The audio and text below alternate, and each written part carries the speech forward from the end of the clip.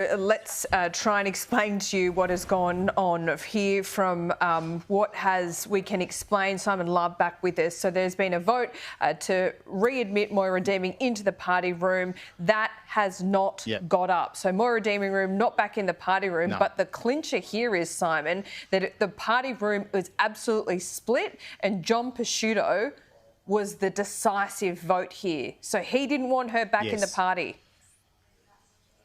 No, he didn't, and he was the casting vote. I'm with Bill Tilley, who is the mover of this petition that forced this party room meeting. So it was 14-all, right, in the party room? Yes, that's correct. It was 14-all.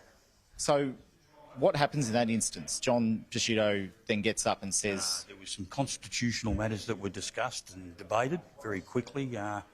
Not necessarily either side is absolutely correct, but anyway, it led to the Leader of the Opposition, John Pesutto, passing his casting vote, which made it 15-14. So what if the two MPs that were absent today were here, it could be a completely different result, couldn't it? It could have well been 15-all and then another casting vote. But either way, the Leader of the Opposition's had 2 votes today. Do you think that next year this is all over and maybe people might move on, or would you look to move a vote against his leadership next year?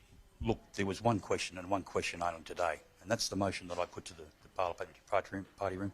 They may not have been happy today, but when is the bloody right time? You know, do you do it 2 weeks after Christmas? Do you do it?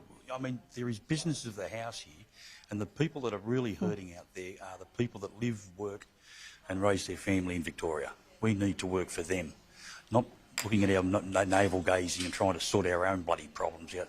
I was hoping to cauterise the issue today and move on. It wasn't about a spill. It was all about one question, is getting one of our members that was duly elected by the pre-selectors of the Victorian division of the Liberal Party and have her back in the fold. How many speakers were there in the room? What was the mood like? There was quite a number, actually, both sides. It was a reasoned debate. People held their respect. There was a bit, of course, you can't help human nature, and a bit of a tut-tut here and a, rolling of eyes and everything. So there's a lot of divisions in there still. Well, when you look at the results of the party room vote, 14-all, that's 50. So deadlock party room. All right. Well, what happens now, Bill? Like, have you spoken to Moira about this result? Yeah, I've passed the information on to her. And what was her reaction? Don't know yet. Okay. Yeah. Do you have a message for her if she's watching? Merry Christmas. Love your husband. Love your kids. Love the work that you're doing here at the moment. But we're going to catch up again soon. All right, Bill Tilley, thanks very much for your time. Thanks, Tom. Right, Bill Tilley there, member for Benambra, who was the MP that moved this motion. This is extraordinary, Laura. It is a completely divided Victorian Liberal Party room. Yeah, really interesting to see where this has landed today, Simon, because when this meeting started, we thought it might be short. It could be a pretty simple equation for the party to consider. In the end, what this has exposed is a deeply divided Liberal Party in Victoria. An election's still a little way away, but the efficacy of a Liberal Party that is this divided against a long-standing Labor government in Victoria has to be questioned here. I also think absolutely. John Pesutto, Simon, had the opportunity. It was in front of him there to heal the party, reach across the divide and readmit Moira Deeming into the party. It came down to him in the end. He must have thought that that was a possibility. In the end, he's decided, and I'd love to hear his reasonings for this, given that he lost this defamation action, that he decided not to do that. I mean, this could have been a real healing moment for the Liberal Party, and he has chosen not to take up that opportunity.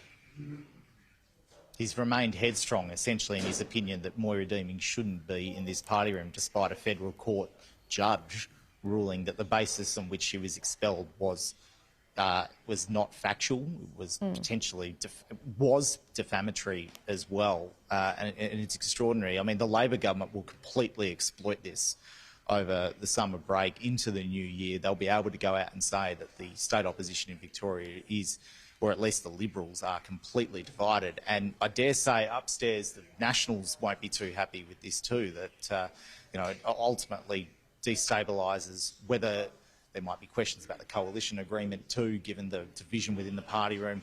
We'll wait and see. But it's just messy. This is just a messy situation. And I could just see the tone and the looks on the MPs' faces as they walked out of the room, many of them not wanting to say anything to me.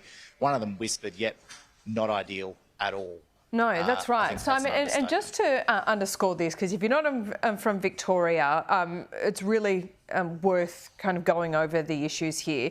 Whilst John Pesutto, you know, you've got to say that not everyone is behind his leadership in the Liberal Party, but, you know, who's the alternative? The other thing to also highlight here is that Moira Deeming is obviously, in and of herself, a very divisive figure within the party as well. The MP that you were just talking to does note that, you know, she was elected democratically under the Liberal Party banner as well, and that does need to be considered.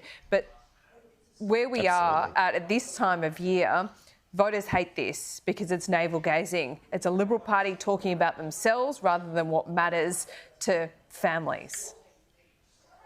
Absolutely. On the doorstep of Christmas, this is, you know, no one wants to be talking about politics this time of year, and you've got both the major parties in Victoria undergoing such big change in the final week before Christmas, but the Liberal Party is just the same old story. We find ourselves here every 6 months or so with a question about the integrity within the party room, with questions about the leadership of the party. So what happens now, Simon? That's right. Yeah, when I put it to Bill Tilley about what could happen next year in terms of a school, that wasn't ruled out at all, because they didn't want to talk about it then. They'll go away to their constituents and maybe take soundings, but this is not over at all. But that's John the Pesutto thing, could Simon. face That's a leadership challenge in the new year. Who's the obvious alternative? There doesn't seem to be one. There isn't one at all. And how would they be different? They just and how won't would they be decide different? on it. Absolutely, 100% right. How would they be different to, and how would they unite the party too? I mean, there are a few contenders we've been speaking to this morning, Brad Batten, Brad Rosewell, Sam Groth. I mean, watching them come out of the room, they're not too impressed with this at all. So, what are they doing though? Are they putting up an alternative? Are they expressing, even behind closed doors, how they would be different leaders? Well, clearly not, because they could have raised the leadership matter then and there. You know, they're all gathered in the party room. They could have done it, but no, they walked out, and now they're going to spill this over into next year. So it's extraordinary. I think we're going to hear from John Pesutto not too long from now, by the way. Okay, keep us posted. We'll get back there to Melbourne as soon as we see him. Simon, thank you.